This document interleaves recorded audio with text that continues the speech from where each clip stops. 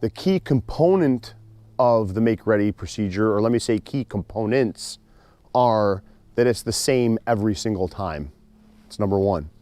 It has to be the same every single time, like a pilot doing their pre-flight check. If you change things up and don't do it the same, you miss something. MagTech has maintained their high quality during the ammo panic and ramped production to the max. Their ammo is the only ammo I run on the range because of its performance and reliability. I recommend MagTech wholeheartedly. All right, so I talked to you folks yesterday about the make ready procedure and walked you through it. And what I wanted to do is make sure that I give you a good solid demonstration of that. Understand and know that your make ready procedure may be different from my make ready procedure because you may have different gear, different expectations, different purpose for making ready. You have to make this your own. Does that make sense to everyone? The key component of the make ready procedure, or let me say key components, are that it's the same every single time. It's number one. It has to be the same every single time, like a pilot doing their pre-flight check. If you change things up and don't do it the same, you miss something. And if you miss something, that could be a life-altering decision to miss something. And that is a decision, right? If you choose not to do it the same every time, you're deciding to not put value into this. That's your choice. So that's the first aspect. The second aspect is it needs to, in my opinion, cover your gear from the least, let's call it from tertiary towards primary. The last thing we're going to do is make ready the most important or the most fundamental tool, our rifle. And the reason we're going to do that last is to make sure that we hit all of the other things that seem like they are less important. Does that make sense to everyone? Yes, sir. Finally, the third aspect that I think is important about the make ready procedure is that if any point in time you're interrupted, something goes wrong, you find that you don't have a piece of gear that you need to have, you step away, you need to go back to that make ready procedure and begin again. Depending on what it is you forgot, it might mean going back to the very beginning and doing everything again. Or it may mean that you're going to start at the beginning of that section of the make ready procedure and continue. Does that make sense to everybody? The same every time. From least important to most important, I guess is a way that we can phrase that, or the least obvious to the most obvious. We're going to prepare in that order, in my opinion. And finally, if there's a mistake or something goes wrong, you're going to start over at least that section of the make ready process. I'm going to go ahead and I'm going to face down range and I'm going to go through my make ready procedure for you. If you've got a notebook, you might want to write down the steps that I go through. Again, this may not be your make ready procedure, but this is a place for you to begin setting up your make ready procedure. Does that make sense to everyone? Cool. All right, so make sure you're in a spot where you can see what it is that's going on, okay?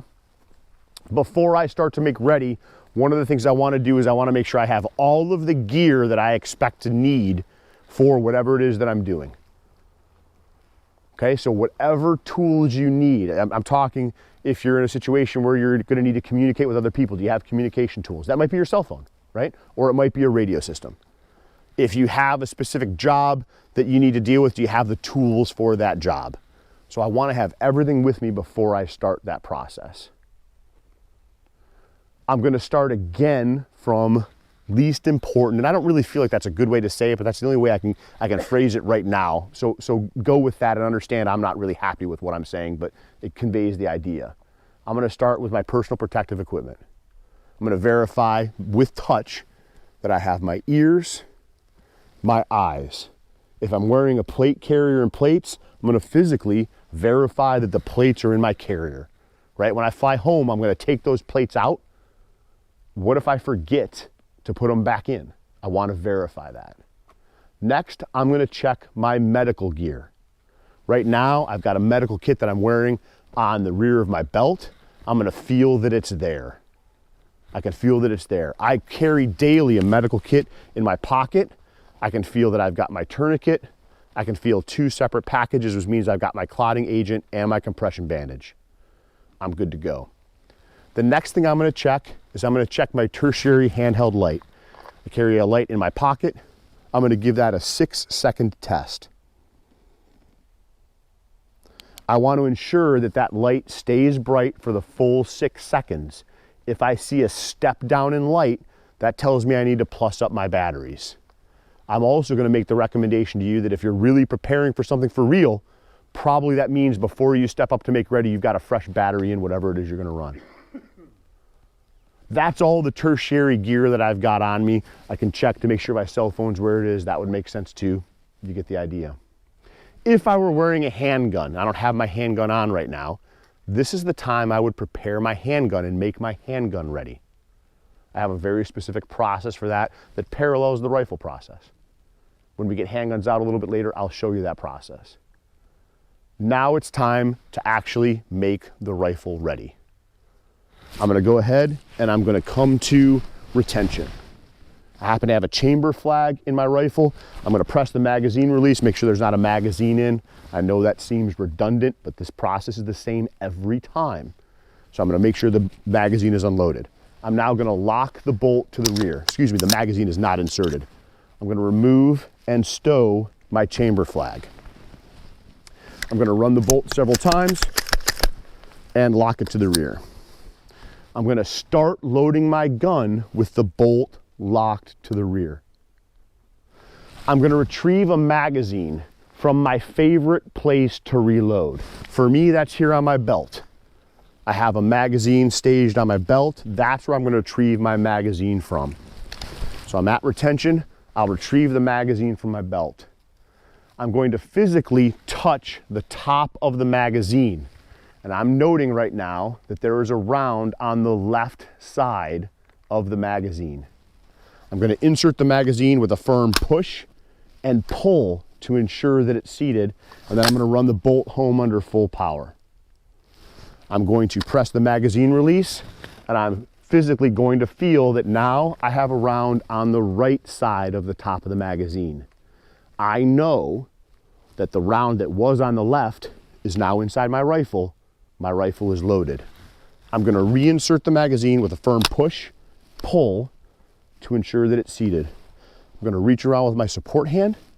I'm going to touch the bolt and make sure that the bolt is home at the intersection of the bolt and the upper receiver, and then I'm going to close my dust cover. I know my rifle is up and loaded. I now want to verify that my optic is ready to go. I'm going to punch out to on target and verify that my optic is lit at a brightness that I want to deal with. I'm now going to activate my light. Here in the daytime, it doesn't have any impact, but I want to make sure that my dot and my light are going to work together. I'm going to point my gun at the ground and give my light a 6-second test to ensure that it's at full brightness. I happen to have a laser on my rifle. My laser, I'm going to open the port covers and I'm going to set the laser to my desired application. I'm just going to turn that on to visible, and I'm going to test the laser to ensure that the laser is working. I'm going to go ahead and condition for my laser since I'm not going to continue to use that. At this point in time, I've almost completed the make ready process. I'm simply going to hit a front sling position, and the last thing I'm going to do is I'm going to plus up my favorite magazine pouch. I have a magazine stowed in my pocket, or maybe it would come from my plate carrier, and that needs to go into the magazine pouch that I most like to load from.